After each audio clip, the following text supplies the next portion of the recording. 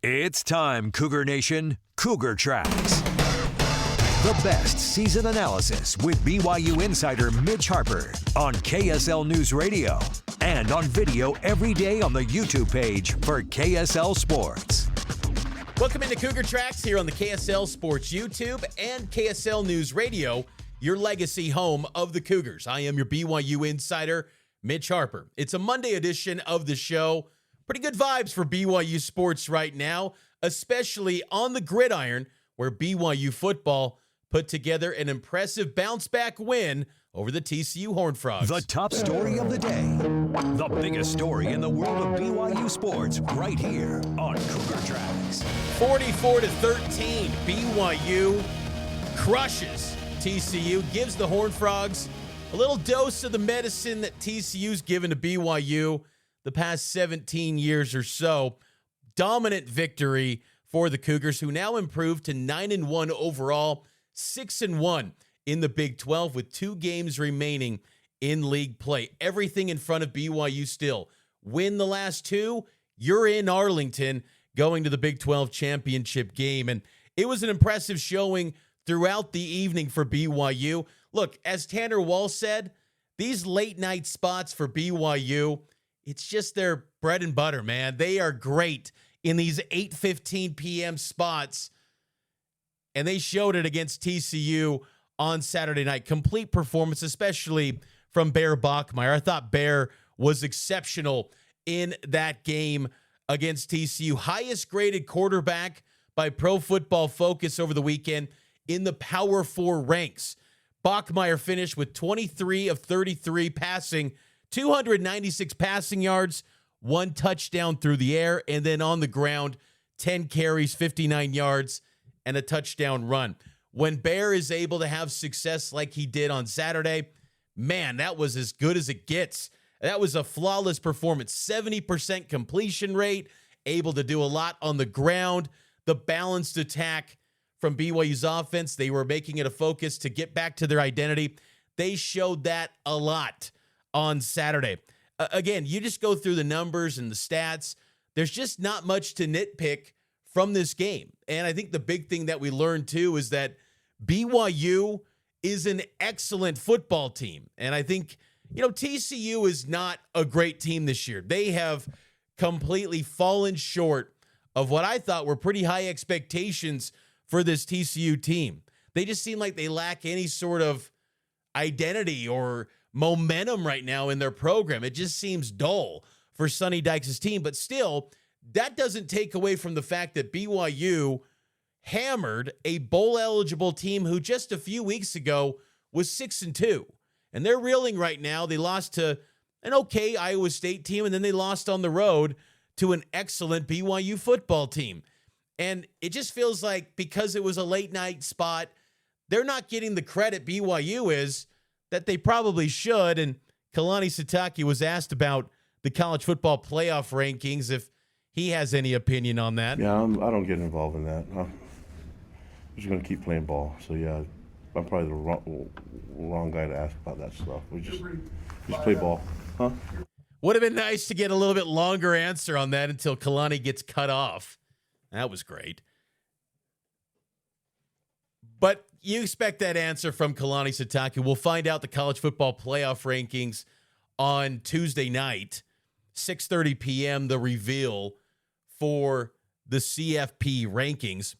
I'm really intrigued to see where BYU lands. I'd like to think they deserve to be at least 10, but I fear it's just going to be one spot bumped up from 12 to 11 because people can't wrap their mind around the idea that, maybe BYU is better than Alabama. Maybe BYU's better than Oregon. I think the brand bias is where it kicks in, and that becomes the difference for these teams because there's some aspects to BYU's resume that look really good. Strength of record, strength of schedules in the top 30. There's a lot of quality there. BYU's beaten a lot of teams that are bowl eligible currently. So you go through all these different items on BYU's resume, and then you add a piece where they're hammering a team, which was maybe you could argue an aspect to BYU's resume that was maybe lacking a little bit, the dominance of games from the Cougars, at least in Big 12 play. Well, they added that to their resume over the weekend over a bowl-eligible team. It just feels like these media analysts nationally are just chalking it up. They're taking the safe road, and they're not taking a stand and actually saying, hey, BYU, really good team. They don't have to take a stand if they don't believe it. They don't have to if you don't believe it. But still, what's the reasoning why Alabama with 2 losses is automatically better than BYU?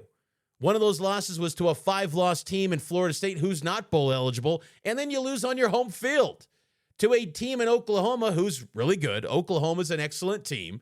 Second year in a row you lose to the Sooners, and you do it on your home field. BYU hasn't lost a home game. So, and then Oregon, what's the meat of the resume for Oregon? Penn State win in Happy Valley? I know the energy, the atmosphere was rocking for that game when James Franklin was there.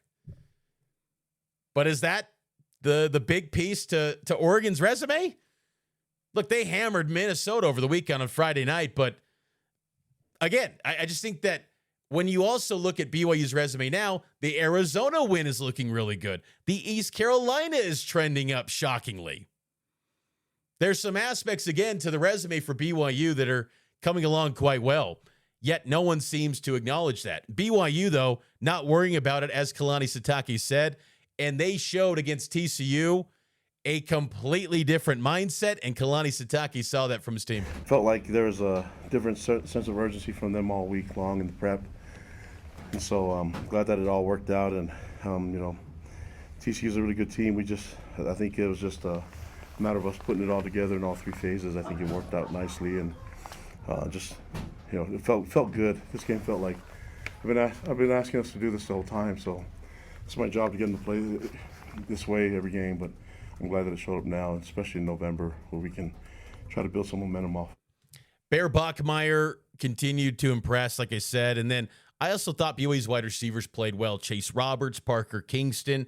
Kingston had 5 catches for 80 yards. Roberts, 5 catches for 50. No touchdowns between the two. Carson Ryan, career night for the former UCLA and Utah transfer. 4 catches, 79 yards. 1 touchdown, a touchdown grab of 43 yards that had a lot of yak involved there. I thought the defense was very stout, only giving up 115 rushing yards and more notably, 183 passing yards to a TCU team coming into the game was averaging 300 yards per game through the air. To limit Josh Hoover to 43% completion rate, 2 interceptions, impressive showing from BYU secondary that's playing some really good football. I know that Texas Tech game was a spot where BYU had a total letdown. They did not play well, but I think a lot of that credit has to go to the fact that Texas Tech is one of the best teams in the nation. I truly believe that. I think Texas Tech is national title good, and if that's your only blemish, you should be a top 8 team. But BYU doesn't seem to get that benefit of the doubt.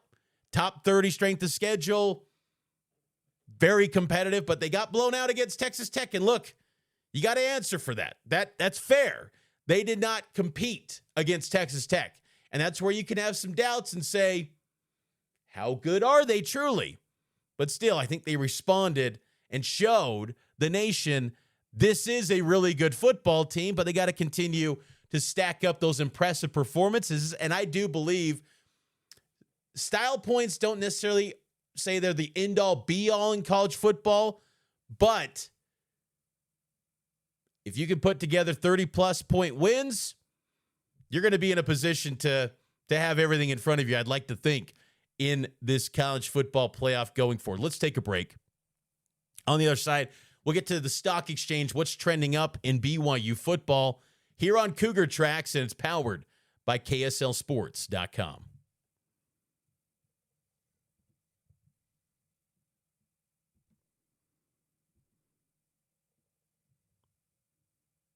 Cougar Tracks rolls on here on the KSL Sports YouTube page on this Monday afternoon. BYU basketball had a strong showing in Boston against the UConn Huskies. They fall to the Huskies 86-84 in a top 10 clash. First time BYU was in a top 10 game in 14 years. This looked like a game at many stretches of this game in the first half and early second half where this was going to get ugly. UConn was up by 20 points, and it didn't look like it was going to be a day where BYU was going to receive much praise at all coming out of this game, and it felt like there was going to be talks of how good is BYU truly? Are they a fraud? Well, they responded, and they responded without two of their starters in Kennard Davis and Keba Keita. Keba Keita goes out around the 9-minute mark in the first half with a tough collision, got hit in the head. That was scary how he was walking off a little bit wobbly. Kevin Young gave no official update after the game on Keba Keita. He did note in his opening remarks in Boston, he didn't answer any questions in regard to Kennard Davis, but he said that Kennard was out due to a violation of team rules. Obviously, Davis was arrested for alleged DUI in Provo on Thursday morning. He was with the team in Boston over the weekend. But I thought the response from BYU in that game against one of the best teams in the country in UConn, I thought that's something you can build off of. And AJ DiBonsa in his homecoming in Boston, where his dad, Ace, is dressed to the nines. Excellent royal blue suit by Ace. AJ, I thought, was very impressive in that second half. 25 points, 8 of 14 from the field, 2 of 3 from 3. And that's noteworthy because people tend to knock his ability to shoot the 3 ball. AJ was excellent, and the elite shot-making ability, as Danny Hurley noted in the post-game press conference, was on full display. That move in the paint that AJ had, a little bit of bump on Caravan, and then he gets to the rim, the length, the athleticism to make a move like that happen and make it look somewhat easy. Incredible ability there from AJ. So I love the fight that BYU showed to get back in this game. I thought still there's a little bit of a feeling out for this BYU team compared to UConn, who had 4 of its 5 starters returning from last year. A little bit more continuity. And then Silas DeMary, he was an excellent fit at point guard for UConn. 21 points for him, along with Terrace Reed, who we talked about on the show. He had 21, and then Caravan had 21 as well. UConn is going to be potentially Final Four good. It wouldn't shock me if we saw a rematch down the road, maybe an Elite 8, somewhere along the line. I think these teams could potentially meet up again in March, and sign me up for that. I think BYU could battle again with UConn. The fact that they were able to compete in a hostile environment where it was basically a road game. There was a good number of BYU fans, including some former BYU players sitting courtside. Eric Mika, TJ Haas, Kyle Davis, Nick Emery, McKay Cannon. It was like the old Dave Rose team back sitting courtside in Boston. But I think that, getting BYU at full strength, be curious to see what a rematch would look like if that does happen. But we've learned from year one under Kevin Young, look, it takes time. But don't think for a second that BYU is not going to continue to improve. I believe they will. I thought there was reason for optimism, and I hate to kind of take the moral victory approach, but I think there was a lot to like from that game if you're BYU, to show the fight, to be down and out, down personnel. You could have easily thrown in the towel and lost by 25, 30 points. Could have been an easy blowout and say, you know what, I get it, long travel. BYU showed some fight, though, and I think that's something you can build off of. Still, I think there's some areas where you got to improve. Only 7 assists on 29 made field goals. You got individual talents who can get to the rim and get a bucket. You love that, but that passing has got to improve, where you're getting those assists off made field goals, because last year's team was brilliant at that with the spacing. So that's an area where I think BYU's got to level up. I think also, too, the late game situation, I just felt like that was the spot where you needed AJ to have the ball, or even Richie Saunders. Richie's ability to get to the hoop and go downhill and attack the rim in that second half. You were seeing vintage Richie in stretches in that second half against UConn. Now, the three ball, that wasn't falling. Tough day shooting for Richie. 0 of 7 from the field, or three-point line, excuse me. But BYU as a whole, not great shooting the three. 8 of 26 from three. Guys like Mihailo Boskovic, 0 for 5 from three. Mihailo's got to get it going. That becomes a liability. When you're a bench guy and you're going 0 for 5, I know the rotation was thin there with guys out, including Keba Keita, and Mihailo's a stretch 5, but you got to be that stretch 5 and knock down some shots to live up to that. He's 0 for 8 this season from three, and some of those misses were pretty wild. I mean, did not touch iron. So Mihailo's got to work his way through that, but that's something that's a little bit, I think, concerning, the early slow start for Mihailo. I did like some of the minutes from the new faces, the guys that are freshmen. Xavier Staten, he played a few minutes, but I liked some of the ability to alter shots, some of the shot blocking ability from Xavier Staten. Just quality minutes in a high-level matchup. That's something to build off of. And again, that kind of feels a little moral victory-like. But the great thing about college basketball, I know I just went on a rant about college football. The great thing about college hoops, one loss does not sink you. A 2-point loss to a great UConn team, in fact, helped BYU. They moved up in the analytics in KenPom. They moved up in those advanced data. Now, the AP pollsters, I'm sure they dinged them. BYU probably got dinged by the AP voters, as Nate Slack, my producer on Cougar Sports Saturday, he tracks every single day, and they fell 2 spots down to 9, which to me, I'm okay with, because if we're going to do the whole thing in football where, hey, how is Notre Dame in front of BYU? You got to fall. You can't just say that. You can't be okay with quality losses in one sport and not in the other. Now, unfortunately, in football, they get the quality loss benefit for teams like Notre Dame. BYU does not, doesn't seem like. But BYU falls to number 9 in the AP top 25. And I'm glad that they stayed in the top 10 because they deserve that. Because I thought BYU has shown that they're one of the best teams in college basketball. And how crazy is it, too? Football, you've got a 1-loss BYU team who's just buried behind a bunch of 2-loss teams. Basketball, however, they're the highest-ranked 1-loss team in the country. They're in front of Florida, the defending national champs, who beat Miami last night. Florida's 3-1. Number 11, Alabama at 2-1. And then Mark Pope's Kentucky Wildcats, they're 3-1 at number 12. Gonzaga, undefeated 4-0 at number 13 in the rankings. The number 1 team this week is Purdue. The pollsters dropped Houston for a close call to Auburn, which, is that grounds to move someone down? Okay, I guess a win in Birmingham, Alabama, backyard of Auburn, is grounds to say, let's drop them in the polls. I don't know. Basketball AP poll, it is what it is. It doesn't ultimately matter. Football, it seems to carry a lot more weight. But BYU getting some respect, even though they dropped a little bit in this week's AP Top 25 poll. But BYU will bounce back. I think BYU will be fine. I thought this was a building opportunity.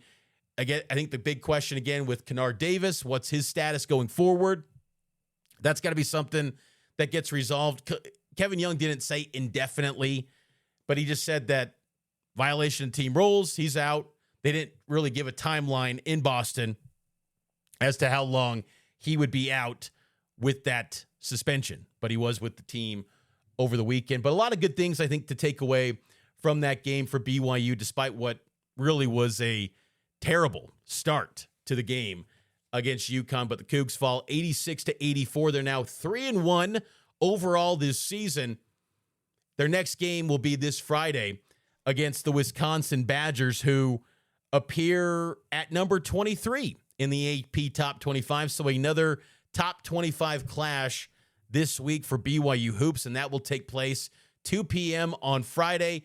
pregame at 1 o'clock on KSL News Radio, and that will be televised streaming on Peacock, NBC's streaming platform. We'll take our final time out. On the other side will be the BYU football stock exchange right here on Cougar Tracks. Welcome back into Cougar Tracks here on KSL News Radio and the KSL Sports YouTube page. We continue to roll on here on the program. Mitch Harper with you. And on Mondays every week during the season, we roll out what's trending and trending up and down in the world of BYU football. We call it the Stock Exchange. The Cougar Stock Exchange. What's trending up and what's trending down? It's the Cougar Stock Exchange. There's a lot to point to in the trending up category this week. Last week, I was struggling to find anything that was trending up after the loss to Texas Tech. This week, there's so much to point to. Easy to point to Bear Bachmeier. I think that was underrated, just how impressive he was responding from adversity, because sometimes QBs, it's kind of like pitchers in baseball, where if you get that moment of defeat and adversity, it can sometimes break you. And that early success, that momentum, maybe can never be recaptured. Bear was excellent, and I thought that his showing really silenced any possibility to suggest that he's not going to be someone that responds to adversity at a high level. So I think definitely Bear Bachmeier is trending up, and that's a good sign for BYU as they continue to chase the Big 12 championship game. Also, LJ Martin, 21 carries, 88 rushing yards, 1 rushing touchdown. He also had receptions, 4 catches for 34 yards. This was LJ after the game on how he felt health-wise compared to the week prior at Texas Tech. I think it was health. I think it was just more confidence. I feel like last week, just coming off the injury, I just felt like a little bit nervous, a little bit more nervous. And, they were also a good team, so that didn't help at all. So, tonight I just had more confidence, and I was just able to get going earlier, and I felt really good. Injuries are a tricky deal. They can play with the mental psyche, and pretty candid answer, I think, from LJ Martin to admit that he was nervous. Little concerned going up against a talented Texas Tech defensive front, and maybe there just was some questions in that shoulder of how strong and healthy he would perform in Lubbock. Well, he silenced that and looked really good against TCU, and that 25 touch mark, I think, is important, because that's got to be the floor for LJ Martin every game going forward if BYU wants to continue piling up wins. How about this one, too? Tausili Akana, defensive end. He was the highest graded defensive player for BYU in their win over TCU. Akana played about 15 snaps in the game, but he was generating pressure, quarterback hurries. He got a sack, tackles for loss. Akana is going to be a great player for BYU. It's taken a little bit longer than I expected. I thought coming out of fall camp that he would be an instant playmaker on this defense. But, hey, heading down the home stretch, he's turning into that now, and it's promising, because when you get big picture, beyond what happens in 2025, you've got your star edge rusher for 2026 and beyond. He's only a redshirt sophomore. He's still got 2 years of eligibility remaining. Now, you got to retain him in portal, and I get all that. It's always dicey to say, hey, this guy's back, because they can always leave coming up in January when the portal opens. But I'd like to think with him having some early success and that confidence, because his first 2 years at Texas, he didn't play a lick. And I'm sure that impacted his confidence. When we talk about the injuries affecting the confidence of LJ Martin, I'm sure not playing after being such a heralded recruit coming out of Sky Ridge High School, that probably played on the mental psyche of Tausili Akana. This is a complex defense to learn. It's finally clicking. He's playing some great football. He is going to be a special player for BYU, and I thought his impact was on full display against TCU. And to a lesser extent, too, Nusi Taumoi-Peau. He had a sack on the final defensive play of the game. BYU's pass rush in general is playing at a high level and trending up. They got 4 sacks in that game against TCU. That is very promising for BYU to have that level of success. I thought some other guys defensively that really caught my attention. Sialia Serra only played, about 30 snaps in the game. Some people were wondering, what's the issue with Sialia? Is he playing? Is he in? Is he out?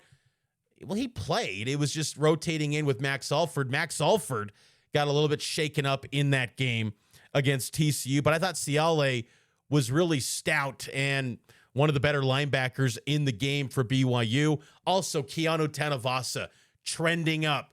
Keanu had his best game as a BYU Cougar. He recorded a sack, one of those 4 sacks that I noted, but Tanavasa looked like the dominant interior player that I think everyone expected him to be. And I think his impact just goes unnoticed a lot by fans. He draws so many double teams. The amount of attention that Keanu Tanavasa draws every week from opposing offensive lines, if you're not watching that area of the game, it can be easy to look at the final stat sheets and go, well, he's not that impactful. No, he is. Keanu is a heck of a football player. I still believe it'd be great to see him come back in 2026 and get one more year. But hey, performances like the one he had against TCU, that's good film for NFL scouts. Be curious to see how things continue to progress for Keanu moving forward this season. But the defense, I thought, was excellent. And they looked every bit the part of a top 3 defense in the Big 12 this year. They're not going to be the number 1 defense. That's Texas Tech. But number 2, number 3, BYU is one of the better defenses in this conference. There's no doubt about that. And then trending down, not much to say on the trending down front for BYU in this game. But if I had to pick one, it's the punter situation. Kalani Sitake throws a little bit of a curveball. Sam Vanderhaar gets demoted from the starting punter spot. They go to Fuller Shirts. The backup, transfer from Boise State, gets his first appearance. He had 2 punt opportunities. The first one, he boots it. Not a bad kick. Second one, he's going for the punt, fumbles the thing. Turnover. That's not good. And Sam Vanderhaar, Kalani reveals, was dealing with an injury at Texas Tech, which they believe caused the shanks in Lubbock. So that punter situation, not ideal right now. So that's trending down. But great thing about that spot, just do what you did against TCU. First 7 drives, scoring. Don't worry about the punter. Best thing to erase the punting woes maybe right now. Don't let those guys touch the field and just put up points. That's going to do it for this edition of Cougar Tracks. I hope all of you enjoyed it. Make sure to subscribe to the show wherever you get your podcast. Also, go to the KSL Sports YouTube page, and you can watch these episodes on your smart TV, your phone, your apps, whatever it may be, on YouTube. Just search KSL Sports YouTube or Cougar Tracks wherever you get your podcasts. It's always available, and leave a 5-star rating and a review. I'll be back tomorrow with an insider look at the Cincinnati Bearcats and more as the Cougs get ready to take on Cincy in a big noon kickoff showdown coming up this week in the Queen City for Cincinnati? Should be a lot of fun. Cougs and Bearcats this week, 6 p.m. kick here on KSL. We'll kick off the coverage starting tomorrow right here on Cougar Tracks.